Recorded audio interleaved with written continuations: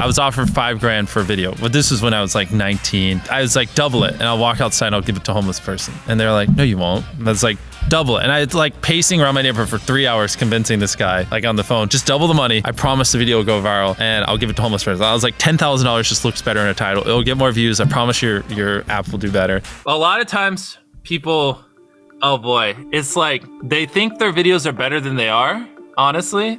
And tell them, Jimmy, tell them. I mean, they do that, and they have horrible friend groups because you really are like the type of YouTubers you hang around. It's getting people with the right YouTuber friend group that aren't pussies and will actually tell them when their content's bad and like actually roast it and help them get better in a nice, positive way. Basically what I did was I've somehow found these other like 4 lunatics. 3 of us were college dropouts. One was a high school dropout, and one, I don't know, he just like quit his job. We all were super small YouTubers, and we basically talked every day for 1,000 days in a row and did nothing but just like hyper study, like what makes a good video, what makes a good thumbnail, what's good pacing, like how to go viral. We would just get on Skype every morning, and like some days like I'd get on Skype at 7 a.m. and I'd be in the call until like 10 p.m. and then I'd go to bed, I'd wake up and I'd do it again. We'd do things like take 1,000 thumbnails and see if like there's a correlation to the brightness of the thumbnail to how many views it got. Imagine a world where it's just you working solo and you work 12 hours a day every day for like a year. And you're just grinding, you make a mistake, you learn from it, you grind, you make a mistake, you learn from it, and you do that for like a year.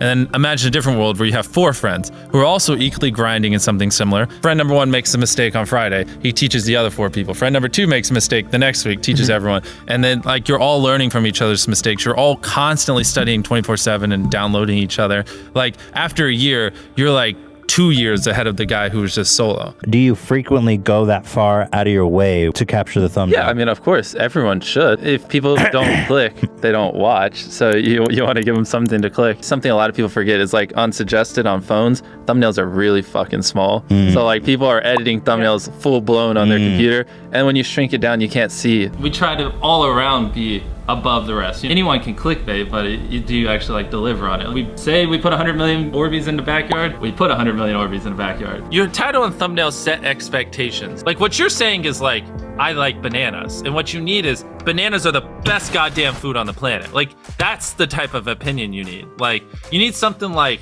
how to get 100 million views on YouTube, or not even that, that's not strong enough. You need something that makes people go, what the fuck? What the fuck did he say in that video? What the fuck?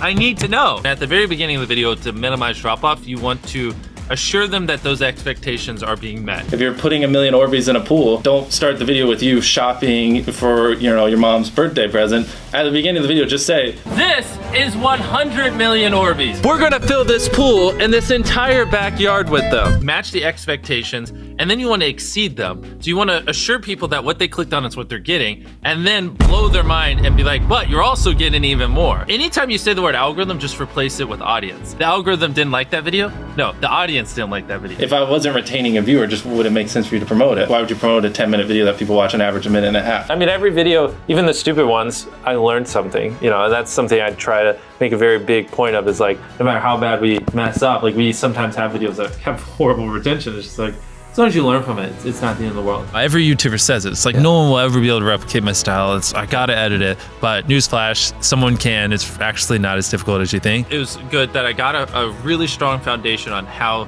YouTube works and how the style of videos I wanted and everything before I scaled up the team, if that makes any sense. I just want to make sure that's clear, because I've seen people try to build the team without foundation and knowing how to do well. I know that if we film this video, it will do well, just because I've spent a decade of my life hyper obsessing over YouTube and I have a good pulse on it. But if you didn't have that, then you wouldn't know. Like you wouldn't be able to spend $4 million on a Squid Game, because you might lose $2 million and then you can't pay your people. But of course, yeah, if I didn't have these people, I couldn't do half the stuff I do. For the last like 8 or 9 years, like every dollar I've made, I just spent it the next month on content. And I just did that every single month, and it just kept getting bigger and bigger, and here we are. Since I was 13, there probably hasn't been a single hour that's gone by that I've been awake where I haven't thought about YouTube. Like, I'm just focused on making the best videos possible, period. I don't care about making money. I don't care about time. I don't care about anything. I just want to make the best videos on the planet. Literally all the algorithm does is reflect what the people want to a T.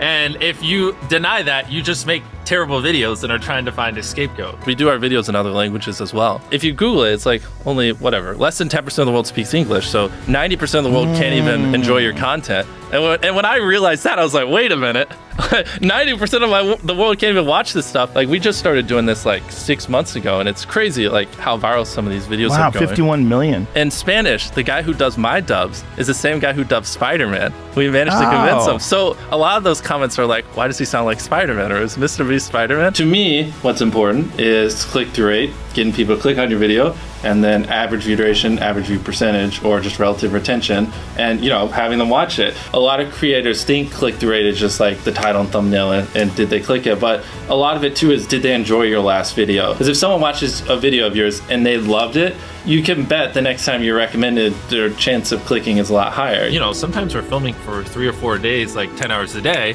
30, 40 hours of filming plus months of setup, whereas most creators probably film for a couple hours and set up for a day. Outside of just filming, we brainstorm video ideas, relentlessly, hours every day. By always doing all those things, it just distinctively sets it so far apart that it's basically, in my head, it's like, why would you not watch it? Viewers aren't stupid. They can tell when you half ASS, I don't know if I'm allowed to curse, a video, or if you really put in effort. And if they can tell you're putting in a lot of effort, they're gonna be more likely to click on future videos. And that snowballs. And because once you build that trust, they get to a point where it doesn't matter what you upload. They just know it's high effort, and they just know it's great. And they're just conditioned just to watch because you have a good track record. And so with filming, it's just like trying to make sure we're doing everything we can, no matter how expensive it is, no matter how much time it takes, to make the best video possible. A lot of people, if they gave away 100 grand, they would make a huge deal about it. But sometimes we're just like, yeah, here's 100 grand. Thanks for watching, bye. Doing it that way makes it more fun and just more interesting. So I like to keep a little bit of it mysterious because I think that's what people enjoy. A lot of people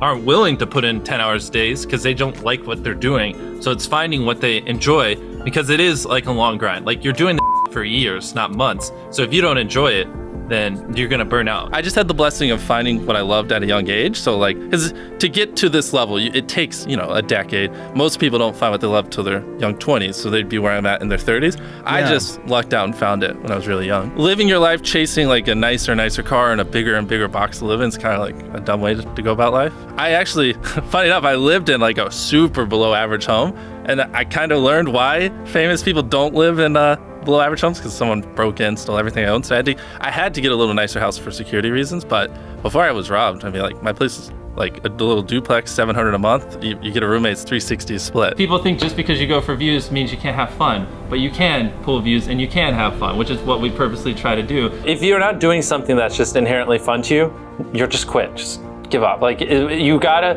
at least semi-enjoy what you're doing, or you're gonna quit long before it gets to the point where it brings in money or whatever else could be driving you. So find what you love, and then I would just hyper obsess. Make sure no one doing what you're doing is doing it better. Make sure the videos are as good as possible. You can be motivated by more than one thing. I'm motivated because I want to support my mom and my family. I'm motivated because I want to employ my friends and help them. I'm motivated because I want to help other people. I'm motivated because I want to be a YouTuber.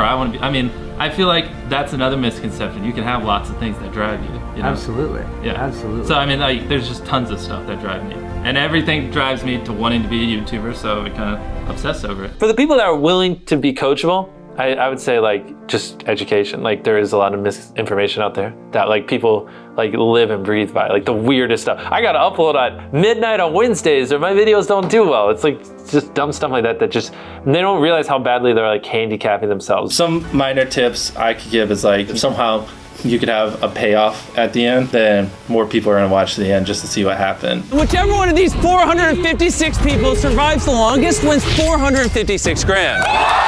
Cut out all dull moments, try not to over-explain things. If a camera just sits on me and I'm just talking for 20 seconds, it doesn't hold retention as well as, maybe me talking and other footage popping up. It's much easier to get 5 million views on one video than 50,000 views on 100 videos. It takes way less effort to get 5 million views on one video. Back then, which I think small YouTubers should do, is I would reply to every single comment. And so I think a few people caught on that I would always reply. And so some people would just be like, I wonder how long it'll take for him to reply. So that was a lot of my comments when I was smaller, but at least it kept him coming back. In your analytics, and most of you probably know this, audience retention. You can see where people click off.